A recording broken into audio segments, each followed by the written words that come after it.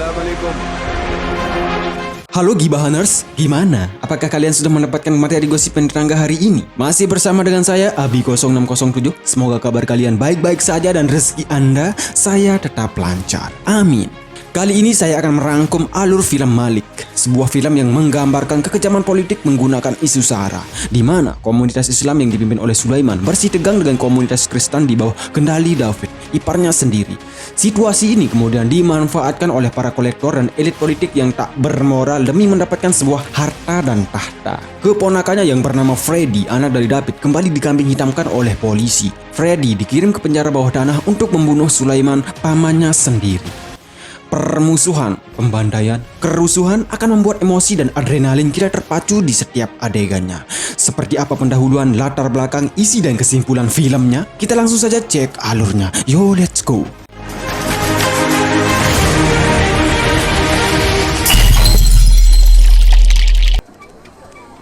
Cerita diawali dari Yayasan Ali Ika, merupakan yayasan komunitas muslim yang dipimpin oleh Sulaiman. Sulaiman adalah bekas penjahat kelas kakap, mafia penyelundupan, bahkan ia tak segan-segan membantai orang-orang yang memusuhinya. Tapi apa yang ia lakukan adalah semata-mata demi orang miskin dan masyarakat desanya bisa sejahtera. Itulah yang membuat dirinya sangat disegani di kalangannya. Bahkan para polisi yang ingin masuk untuk menangkapnya pun tak bisa, guys. Sulaiman mempunyai seorang istri bernama Roslin dan mempunyai seorang putri bernama Ramla. Menjelang keberangkatannya menunaikan ibadah haji, ia bertemu dengan salah satu kolektor sekaligus pejabat menteri. Kita panggil saja Abu. Waktu itu Abu meminta agar Sulaiman menyepakati kontrak program pembangunan infrastruktur dari pemerintah. Namun Sulaiman yang sudah tahu niat busuknya untuk menguasai tanah masyarakat pinggir pantai, saat itu juga dengan nada tegas dan beringas, Sulaiman langsung mengusir pejabat tersebut. Next, tampak malam itu semua orang berdiri mendoakan dan mengucapkan selamat atas keberangkatannya menuju ke Mekah. Assalamualaikum. Namun kejamnya para kapitalis waktu itu, sampai di bandara, ia harus disekat dan ditahan oleh polisi atas tuduhan kasus terorisme provokator beberapa tahun lalu.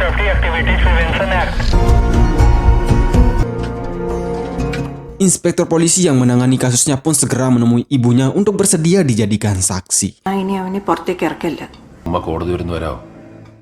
Sementara itu, Abu terus berusaha meyakinkan para simpatisan Ali Ika agar tidak terprovokasi kabar penangkapan Sulaiman. Namun Roslin yang berada di sana tampak curiga dengan orasi yang disampaikan oleh Abu. Ketika mereka menuju kantor polisi untuk bertemu Sulaiman, di sini Roslin sangat kecewa kepada Abu karena telah melibatkannya dalam permainan politiknya. Ia semakin kecewa ketika melihat fotonya terpampang di sebuah brosur pembangunan proyek yang ditolak oleh Sulaiman waktu itu. Saat itu juga, dengan rasa kecewanya, Roslin langsung turun dari mobilnya, guys. Di adegan lain terlihat teman Freddy buru-buru datang ke rumahnya untuk dijemput. Di adegan ini Freddy yang berumur 16 tahun disuruh membuat kerusuhan di sekolahnya. Sampai di depan sekolahnya, polisi mencurigai ada sesuatu di tasnya. Sampai di kelasnya, Freddy kemudian menelpon suruhannya bahwa polisi sudah mengetahui niat mereka. Freddy kemudian disuruh melemparkan bom yang ada di tasnya ke para polisi tersebut. Setelah bom tersebut meledak, mereka kemudian segera kabur. Namun Freddy yang terkena gas air mata langsung terjatuh dan ia pun ditangkap. Sampai di kantor polisi, Freddy kemudian ditampar habis-habisan oleh sang ayah. Next, inspektur yang tahu hal itu pun segera mengumpulkan mereka. Di sana, salah satu anggota menyuruh mereka membunuh Sulaiman di penjara bawah tanah dan siapa yang berani melakukannya, kasusnya akan dihapus dan bebas dari hukum. Kemudian salah satu di antara mereka siap atas tawaran dari polisi tersebut. Kita panggil saja Han. Saat mereka berada di dalam bus, Han kemudian mengajak Freddy kerjasama untuk membunuh pamannya sendiri. Namun naas, saat mereka ingin keluar dari bus, kepala Han langsung hancur ketika terkena bom molotov dan membuat Freddy meringis kesakitan saat dadanya terkena serpihan dari bom tersebut.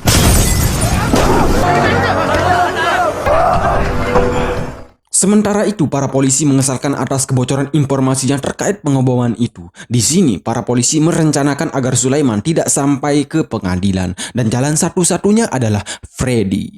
Polisi itu kemudian menuju ke ruang Freddy dirawat. Di sana, para polisi ini memaksa agar Freddy siap membunuh Sulaiman dan kasusnya bisa dibebaskan.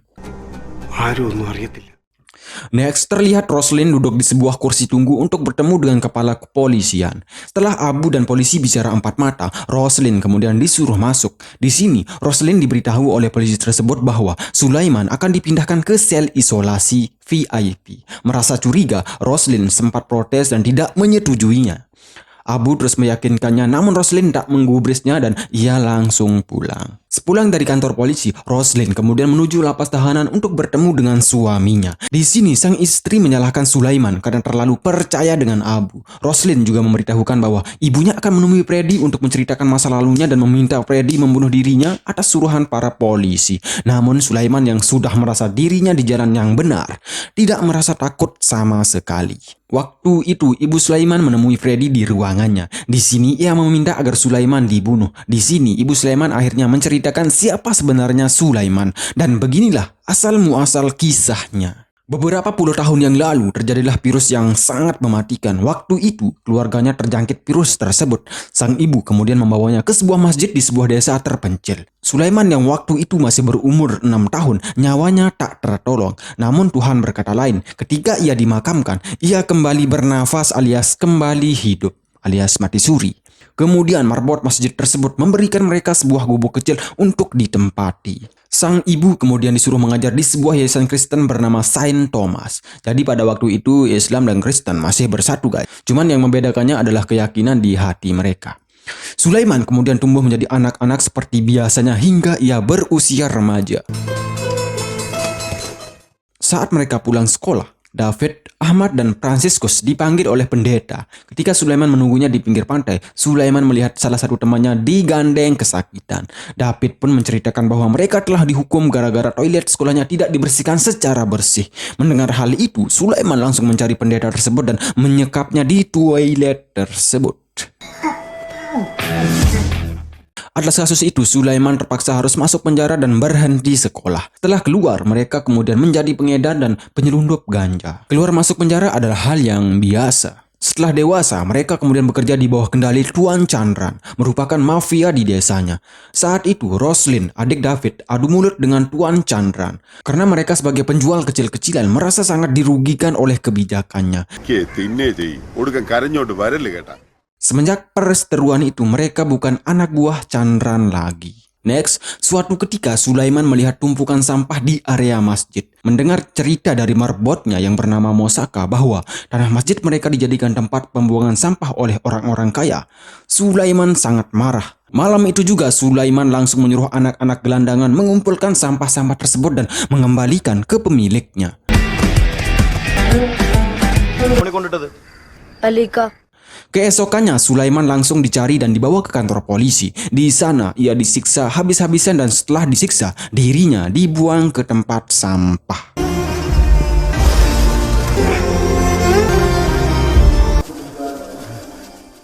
Next, malamnya Abu kemudian menemui mereka di pesisir pantai. Di sini, Abu memberikan celah untuk menyelundupkan barang dan bisa berusaha sendiri di desanya. Dan disinilah awal karir mereka. Mereka menyelundupkan barang kemudian dijual langsung di desanya.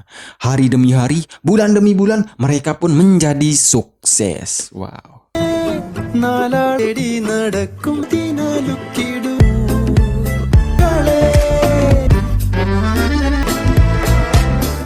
Dan lewat komunitas Sulaiman dan David, Abu bisa menjadi pejabat di desanya. Next, bersama polisi, kolektor Anwar mencari barang di tokonya. Di sini, Sulaiman dan kawan-kawan sempat ketakutan dengan kedatangan mereka karena mereka menganggap para polisi tersebut akan mengangkut barang-barang selundupannya. Kemudian Anwar yang melihat Roslyn sedang mengajar anak-anak di gudangnya pun merasa bangga kepada Sulaiman. Anwar sangat bangga akan kegigihan dan kerja kerasnya untuk membangun desanya. Saat itu juga Anwar menawarkan program untuk mereka. Sulaiman kemudian mengajaknya ke tempat sampah. Di sini Sulaiman meminta agar tempat sampah dibersihkan dan bisa membangun sekolah di sana. Mendengar rencana Sulaiman, Anwar pun langsung menyetujuinya. Saat peletakan batu pertama, Abu sempat bersikukuh agar yayasan tersebut dimiliki sepenuhnya atas nama masjid. Namun Mosaka yang tahu ini adalah perjuangan Sulaiman dan kawan-kawan, akhirnya yayasan tersebut diberi nama Ali Ika, nama bapaknya. Next, ketika Sulaiman ke rumah David, di sana ia melihat Roslyn akan dilamar. Merasa cemburu, Sulaiman pun langsung pergi. Kemudian saat ia sedang menyendiri, David datang menemuinya. Di sini David kemudian menceritakan Roslyn akan dilamar oleh anak berpendidikan.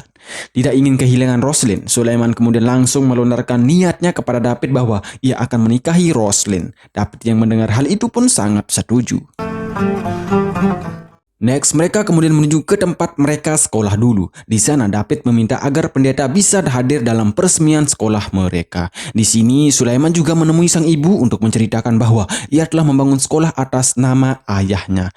Sang ibu yang sudah lama tak menganggapnya pun merasa bangga. Malamnya setelah David mengantarkan barangnya ke gudang, saat di pertengahan jalan, tiba-tiba pabriknya meledak dan saat itu banyak korban yang melayang.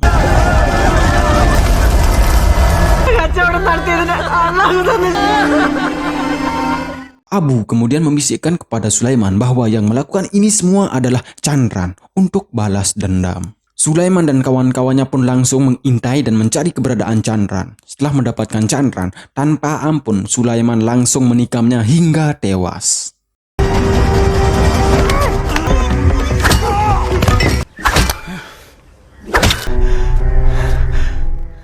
Atas kejadian itu, saat peresmian sekolahnya, kolektor Anwar dan para polisi datang ke yayasan mereka. Di sini Anwar meminta agar Sulaiman menyerahkan dirinya ke hukum. Namun Sulaiman yang tidak merasa bersalah hanya mengatakan, "Jika kamu ingin membawaku keluar, apakah kamu mampu menghadapi rakyatku?" Mendengar hal itu, Anwar pun merasa ciut dan langsung pulang. Saat itu juga Sulaiman membakar semangat rakyatnya melalui orasinya.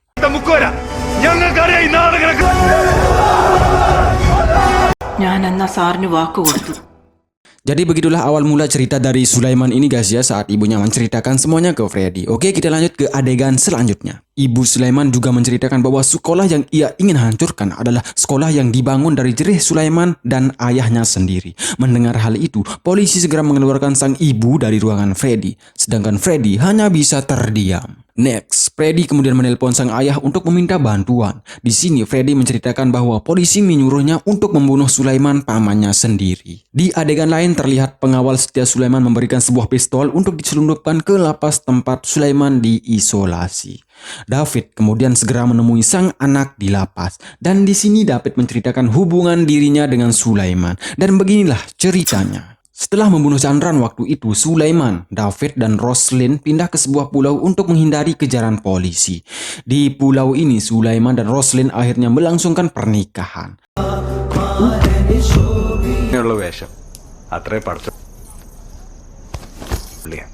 Setelah beberapa bulan di pulau tersebut, David kemudian disuruh pulang ke desanya. Sampai di sana, David melihat masyarakatnya dijaga ketat oleh para polisi. Sampai di rumahnya, David kemudian diceritakan oleh ayahnya bahwa setelah kepergian mereka dari kampungnya, polisi telah melecehkan semua wanita di kampungnya hingga hamil. Mendengar hal itu, David pun merasa sangat bersalah. Esok paginya, ia bersama Abu pergi menemui kolektor Anwar. Saat ia bicara empat mata dengan Anwar, kolektor tersebut memprovokasinya. Anwar menceritakan bahwa Masjid Sulaiman dan yayasannya telah maju pesat, sedangkan rakyat non-muslim di kampungnya ditelantarkan oleh pejabat setempat. Dan jalan satu-satunya agar masalah ini selesai, Anwar menyuruh David memberitahu Sulaiman untuk menyerahkan dirinya. Saat itu juga David langsung menuju pulau tempat Sulaiman bersembunyi. Di sana David langsung menceritakan semuanya, bahwa semenjak kepergiannya, komunitas muslim dan non-muslim di kampungnya sudah mulai bentrok. Setelah mendengar semua cerita David, Sulaiman pun menyerahkan dirinya demi kedua belah pihak bisa tentram kembali. Dan ternyata orang yang melaporkan kasusnya adalah ibunya sendiri. Namun saat sidang pertama, Sulaiman tak bisa berkata apa-apa dan persidangan tersebut ditangguhkan. Dan Sulaiman dipenjara 3 bulan untuk sementara. Ketika mereka menunggu persalinan Roslyn, Peter bersedia menjadi saksi kunci di pengadilan kedua Sulaiman. Saat itu juga Roslyn melahirkan bayi laki-lakinya, dan David langsung memberikannya sebuah nama dengan nama Antonius. Anthony. Ketika Peter bersaksi di pengadilan, Peter tidak mengakui Sulaiman telah membunuh Chandran. Di sana, ia bersaksi bahwa Sulaiman hanya ikut memancing dengannya. Dan akhirnya putusan hakim pun tidak bisa membuktikan bahwa Sulaiman adalah tersangka. Hari itu juga Sulaiman pun bebas. Sementara itu David dan Roslyn membaptis anaknya di gerejanya. Saat itu juga Sulaiman datang menemuinya dan langsung menggendong putranya. Tiba-tiba Abu dan pasukannya pun datang. Di sini Abu sangat marah kepada David karena telah membaptis bayinya tanpa pemberitahuan Sulaiman. Di sini juga Abu memfitnah David bahwa David dan kolektor Anwar bekerja sama untuk mengkhianatinya. Atas kejadian itu hubungan David dan Sulaiman berakhir sampai di sana. Dulunya adalah partner sejati, kini berubah menjadi musuh terbesarnya. Saat berada di pasar, ia kemudian mendengar komplain masyarakat bahwa pinggir pantai mereka sedang dikeruk untuk dijadikan bahan proyek dan itu akan berakibat fatal bagi penduduk setempat. Mendengar hal itu, Sulaiman pun langsung menuju ke lokasi dan menyuruh operator tersebut memberhentikan proyek tersebut. Karena Sulaiman sangat ditakuti, proyek itu pun terhenti. Sampai di rumahnya, Sulaiman sangat emosi kepada Abu karena pada saat itu Abu tidak berkonsultasi sebelum memutuskan proyek pembangunan jalan di sana. Pagi itu, jam 8, pas hari Natal, wilayah mereka diterjal tsunami yang mengakibatkan rumah-rumah non-muslim luluh lantah. Sulaiman yang punya jiwa toleransi yang sangat tinggi langsung mengevakuasi para jemaat dan membawa mereka ke masjid. Namun sampai di gerbang, umat muslim sudah menggembok gerbong masjid tersebut. Sulaiman yang sangat emosi langsung menemui Mosaka di kamar. Dan ternyata di sana Sulaiman diberitahu oleh Mosaka bahwa ini bukan keputusannya, melainkan umat muslim sudah diprovokasi dan dikendalikan oleh para politisi alias Abu. Mendengar hal itu, Sulaiman langsung keluar dengan penuh emosi. Di sana ia mengeluarkan pistolnya sambil mengatakan, masjid ini bukan tameng untuk kepentingan kalian. Orang-orang yang berada di sana pun langsung membuka gerbang tersebut. Namun David yang sudah bersih tegang dengan Sulaiman langsung mengambil anaknya dan menyuruh istrinya pulang. Next, terlihat para jemaat mengantri untuk diberikan makanan. David yang berada di sana kemudian dipanggil oleh polisi untuk diberikan sebuah bantuan. Saat itu juga Abu menemuinya. Di sini Abu sengaja pura-pura merasa kasihan kepada mereka agar mendapatkan simpatik dari umat non-muslim. Ia juga menyuruh David segera menemuinya di tempat pengungsian. Dari adegan ini udah ketahuan ya siapa dalang di balik semua ini. Saat mereka berbicara empat mata, Abu kembali memprovokasi David bahwa semua bencana ini disebabkan oleh Sulaiman. Seandainya Sulaiman tidak menghentikan proyek itu, mungkin bencana ini tidak menenggelamkan desamu, kata Abu kepada David. Di sana, Abu juga memfitnah Sulaiman. Dana jemaat untuk festival Uros yang dikirim pemerintah akan diambil oleh Sulaiman dan hanya komunitas mereka yang akan menikmatinya. Mendengar provokasi dari Abu, David pun sangat marah. Malam menjelang festival Uros. Jadi festival Uros ini budaya di tempat mereka di mana umat muslim dan non-muslim bersatu untuk berpesta guys ya. David kemudian diberikan arahan oleh Abu dan kolektor Anwar untuk membuat keributan di wilayah kaum muslim. Karena sudah termakan omongan Abu, David kemudian sengaja membuat keonaran di sebuah warung makan. Setelah keributan itu terjadi, salah satu suruhan Abu membunuh seseorang di dapur warung makan tersebut. Jadi di sini David dikambing hitamkan oleh Abu dan kolektor tersebut guys. Atas kejadian itu, umat muslim yang berada di sana pun langsung menyerang jemaat di pinggir pantai dan malam itu menjadi malam yang sangat mencekam di wilayah David. Next, Sulaiman kemudian diberitahu oleh seorang bahwa David telah membunuh salah satu dari mereka. Namun waktu itu, Sulaiman hanya bisa terdiam sambil menarik nafasnya. Sementara itu David disuruh mengumpulkan pasukannya oleh Anwar untuk menghentikan sebuah bos yang membawa bantuan ke masjid besok pagi. Besok paginya mereka pun menghadang bos tersebut dan sengaja membuat keonaran di sana. Namun waktu itu para polisi ini sudah disuap oleh Abu untuk menembak para demonstran tersebut hingga terjadi kerusuhan. Di sini David kembali dikambing hitamkan oleh Abu. David yang tak tahu ini bakalan terjadi seperti ini pun langsung dibawa oleh para polisi tersebut. Ketika mereka pulang dari kantor polisi sampai di pertengahan jalan, mereka kemudian dikejar oleh seseorang untuk dibunuh. Namun pada waktu itu David dan Peter berhasil lolos dengan timah panas bersarang di kakinya.